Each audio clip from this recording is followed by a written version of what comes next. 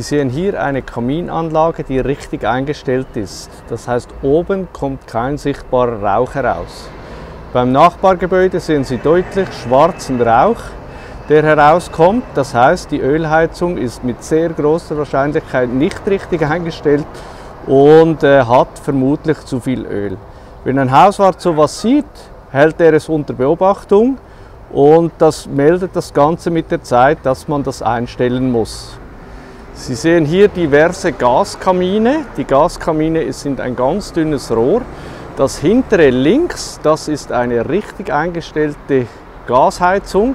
Man sieht ein bisschen Rauch, der da herauskommt. Im vorderen sehen Sie eine top eingestellte Gasheizung, die jetzt nichts macht. Und ganz da hinten bei dem Baum sehen Sie eine Gasheizung, die ganz sicher nicht richtig eingestellt ist. Eine Gasheizung kommt mit sehr niedrigen Temperaturen aus dem Kamin. Das heißt, dieser Kamin ist nass vom Kondenswasser und hier sieht man deutlich den Dunst von diesem Wasser, den diese Heizung versucht auszustoßen. Wenn ein Hauswart das sieht, dann beobachtet er das intensiv und irgendwann meldet er es dann auch der Liegenschaftenverwaltung. Auch hier ein Kamin mit weißem Rauch. Weißer Rauch heißt viel Wasser in der Heizung.